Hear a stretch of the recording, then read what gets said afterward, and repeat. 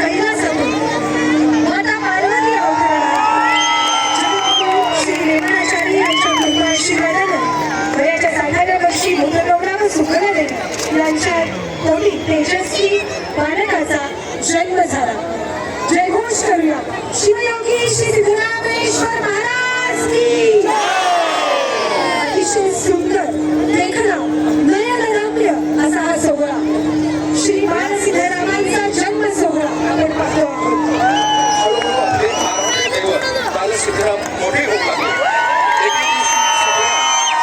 पूजेत मग्न असताना साक्षात श्रीशैल मलैया तेव्हा महात्म्यांचे रूप घेऊन त्यांना भेटावयास आले. इथे आपण पाहू शकतो आहोत आपल्या प्रिय भक्तांचे म्हणजे श्री सिद्धरामांचे हात धरून आले त्याला वर उचलून आपल्यास हृदयास कवटाळणारे श्री मल्लिका अवकाशात एका परमभक्ताला आपल्या गुरुच्या सगुण साक्षात्कारी रूपाचं दर्शन मिळत आहे.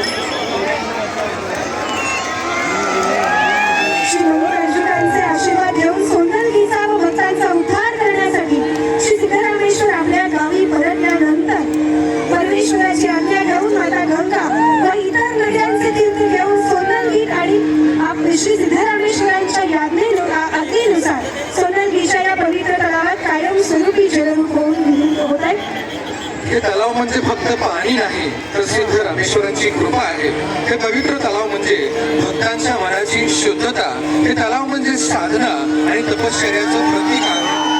त्यासोबतच दीनदुबळ्यांचे कैवार दुःखी कष्टी आणि संकटात असणाऱ्या भक्तांना वाचवण्यासाठी स्वतः श्री सिद्धरामेश्वर यांना रोगमुक्त करीत त्यांच्या जीवनातील दुःख कष्ट व चिंता याचे निवारण करत आहेत. इतकेच नाही तर त्यांनी अनेकांना शापमुक्त केलेले आहे. श्री सिद्धरामेश्वर योगी कुलचक्रवर्ती म्हणून त्रैलोक्यांमध्ये भक्त उद्धारक म्हणून ओळखले जाऊ लागले आहेत.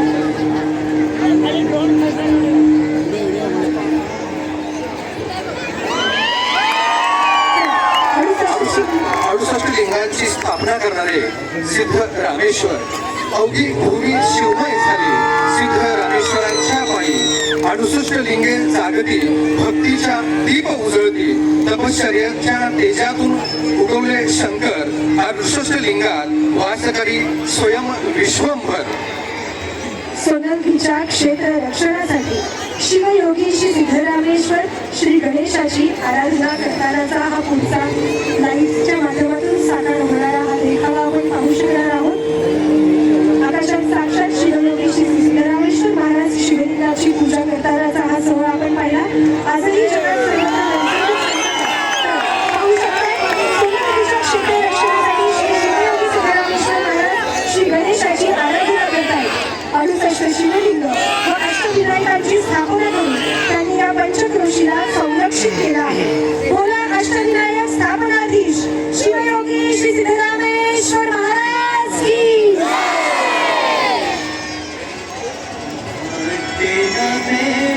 अवकाशात देवादिदेव श्री महादेवाचे अवतार त्यानंतर अष्टम सिद्धी प्राप्त करणारे योगी कुलचक्रवर्ती श्री सिद्धेश्वर महाराज. अवकाशात देवादिदेव महादेवांचे अवतार अष्टम सिद्धी प्राप्त केलेले आपले परमदैवत शिवयोगी सिद्धेश्वर महाराज योग बलाने स्थिर झाले. देह आणि मन सिद्धरामे चरणी लाभे जीवनधन. अवघी अष्टसिद्धे दासी चरणी नम्र उभ्या सिद्धरामेश्वर दर्शनासाठी भवसागरात. श्री सिद्धरामेश्वर हे जसे शिवयोगी होते तसेच एक संवेदनशील भावकवी व वचनकार होते. 68,000 वचने लिहिलेल्याचा उल्लेख त्यांनी स्वतः आपल्या एका वचनात केला आहे. आज त्यांची जवळपास 2000 वचने उपलब्ध आहेत.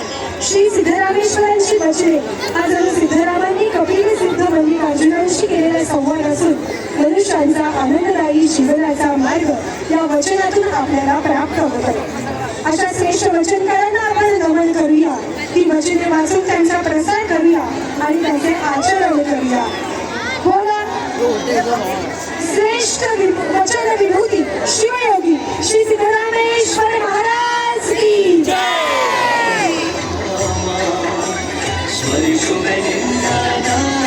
योग साधना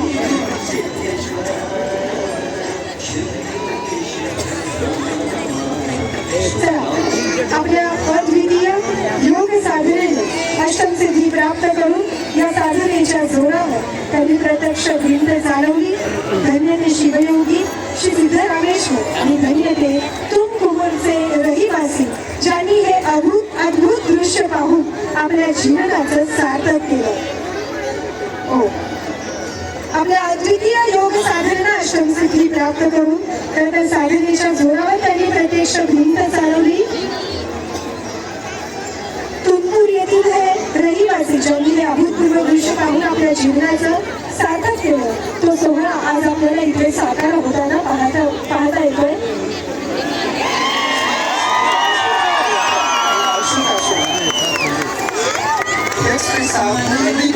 आजवर शेकडो वर्षानंतर ही सोलापुरातील सर्व नागरिकांना समाजाला एकीची शिकवण देत आहे.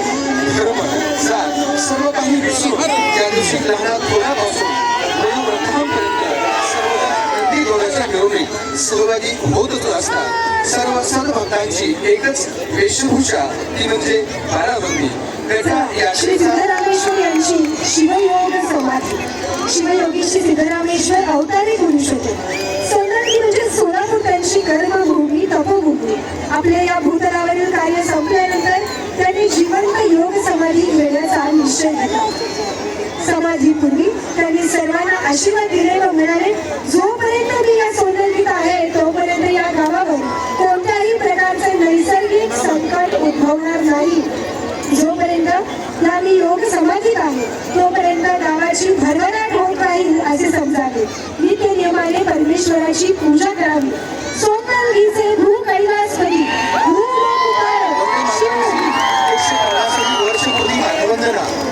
वंदे मातरम भारताच्या राष्ट्रीय स्मृतीचा गौरवशाली उत्सव आहे, ज्याचा उद्देश वंदे मातरमची भावना आणि भारताच्या इतिहासातील त्याच्या अद्वितीय भूमिकेचा सन्मान करणे. चला जयघोष करूया. वंदे वंदे बोला वंदे मातरम. भारत माता की भारत माता की.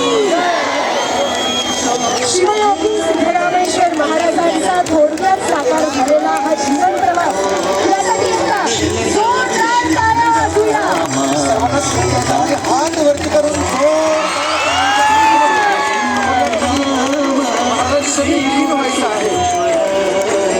चला, M.M. पटेल फायरवर्क्स सोलापुरातील सुप्रसिद्ध M.M. पटेल यालाही स्वागत करूया. त्यांच्या नावातच पटवून देणं आहे असे महाराष्ट्रातील शोभेच्या दारुकामाचे पटेल यांचा देखावा या ठिकाणी सुरू झाला आहे. भव्य आणि मनाला प्रफुल्लित करणारा अत्यंत देखणा सोहळा